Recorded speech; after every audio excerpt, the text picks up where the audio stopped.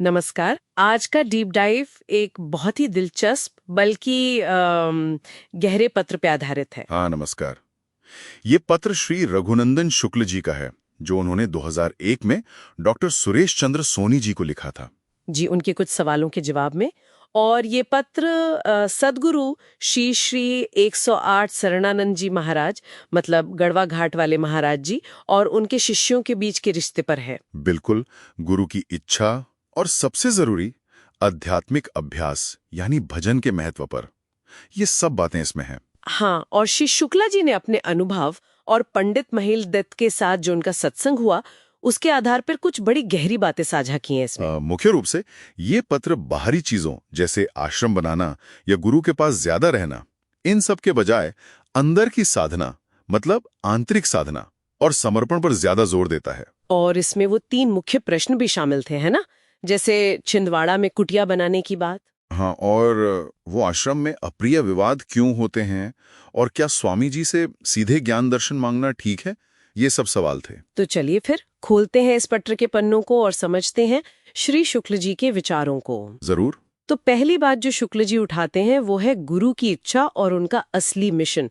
वो शुरू में ही साफ कर देते हैं, होता वही है जो स्वामी जी चाहते हैं। हाँ, मतलब अपनी जिद से कुछ करने पर वो कहते हैं परेशानी ही मिलती है, और बाद में पता चलता है कि वो कितना निरर्थक था। उन्होंने उदाहरण भी दिए हैं कि कैसे लोगों ने संपत्ति वगैरह समर्पित कर दी। हाँ हाँ, सब दे दिया, लेकिन फिर भी मन की शांति नहीं मिली। बिल्कुल, शांति नहीं मिली। और यहाँ ये समझना जरूरी है, जैसा शुक्ल जी बताते हैं, कि स्वामी जी का मुख्य उद्देश्य तो जीव का कल्याण है, यानी हर एक प्राणी का आध्यात्मिक उत्थान। हाँ, बाकी सब काम जैसे आश्रम बनाना या कोई कार्यक्रम करना, ये सब गौण हैं, सहायक हो सकते हैं, पर कभी कभी ये माया के कार्य भी बन जाते हैं। हाँ, जो हमें भटका सकते हैं। हाँ, ऐसा हो सकता है।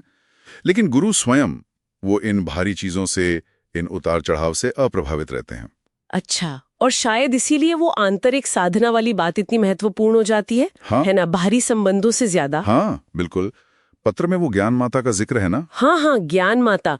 उनका वो विचार है, inner attunement and receptivity to the guru is more important than outer association with him. बिल्कुल, मतलब गुरु के साथ बाहर कितना समय बिताया, इससे ज्यादा जरूरी है कि आप अंदर से, मन से उनसे कितना जुड़े हैं और उनके उपदेशों को ग्रहण करने के लिए कितने तैयार है, रिसेप्टिव हैं। हाँ, रिसेप्टिव है।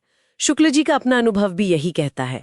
वो साफ लिखते हैं कि आध्यात्मिक तरक्की गुरु के पास ज्यादा बैठने या बातें करने से नहीं होती। अच्छा, तो फिर कैसे होती है? वो होती है भजन से, सुमिरन से, मतलब लगातार गुरु का ध्यान करने से और उनके बताए रास्ते पर चलने से।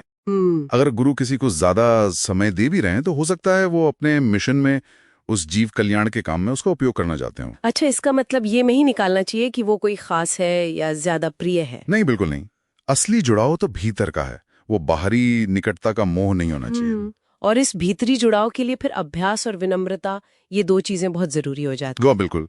शुक्ल जी जोर देते हैं कि हमें अपनी कमियां पहचाननी चाहिए, खासकर अहंकार और क्रोध। वो कहते हैं ना, मूर्ख तू के ही बल पर इतरात, मतलब अरे मूर्ख मन, तू किस बात पर इतना घमंड करता है। हाँ, न हम सुंदर, न गुणी, न बहुत परिश्रमी, न ही इतने बड़े दानी, फिर भी गुरु ने हमें अपनाया है।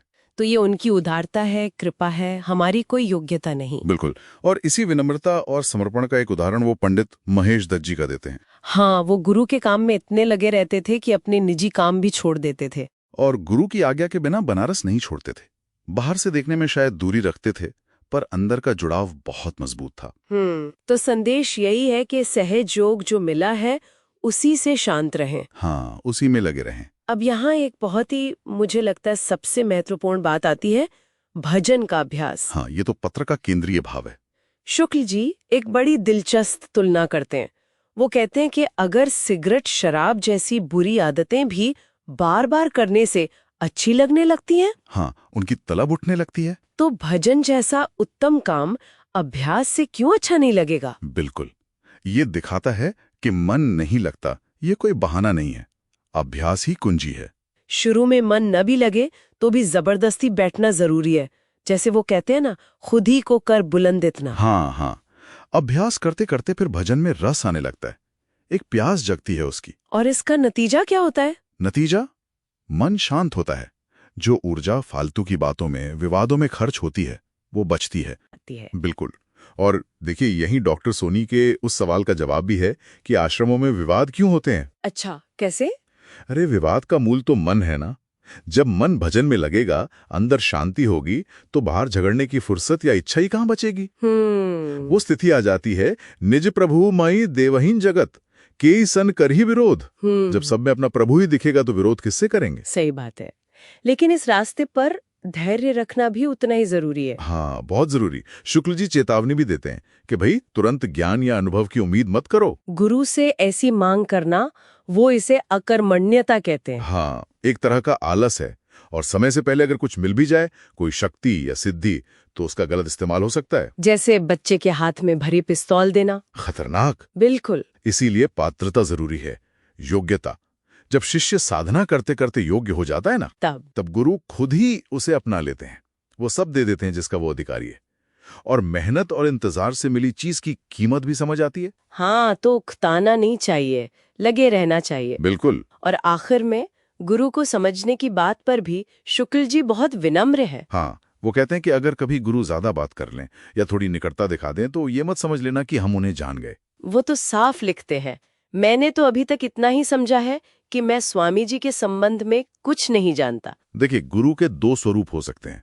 एक जो हमारे साथ हैं, दुनियावी जिम्मेदारियां निभा रहे हैं। और दूसरा वो जो अपने अगम लोक में अपनी गहरी आंतरिक अवस्था में लीन है। हो सकता है वो सामने हो पर ध्यान ना दे। तो इसका मतलब ये नहीं कि वो नाराज है। नहीं, बिल्कुल नहीं। वो अपनी उस भीतरी स्थिति में है। उस समय उन्हें बाहरी बातों से डिस्टर्ब नहीं करना चाहिए। ये बहुत महत्वपूर्ण बात है। हाँ। तो इस पूरे पत्र का, इस डीप डाइव का सार क्या निकला? मेरे ख्याल से यही कि सच्ची भक्ति और आध्यात्मिक प्रगति बाहरी दिखावे में नहीं है। हाँ, न पद पाने की इच्छा में, न गुरु से सिर्फ बाहरी नजदीकी की चाह में, बल्कि ये है पूरी निष्ठा से, ईमानदारी से गुरु के दिए उपदेश, खासकर भजन का अभ्यास करने में, और अपनी कमियों को विनम्रता से स्वीकारने में और धैर्य रखने में। बिल्कुल। और अंत में एक विचारणीय बात छोड़ जाते हैं ये पत्र, कि क्या हम अपनी आध्यात्मिक तरक्की का पैमाना बाहरी चीजों को बना रहे हैं, जैसे गुरु ने क्या कहा या कोई अनुभव हुआ कि नहीं। हाँ, या फिर असली पैमाना ये है कि हम अपने अभ्यास में, अपने भजन में कितनी दृढ़ता से, कितनी निरंतरता से लगे हुए हैं। शायद सच्ची यात्रा इसी में, बाहरी मान्यताओं से परे सिर्फ अपने अभ्यास में गहरे और गहरे डूब जाने में।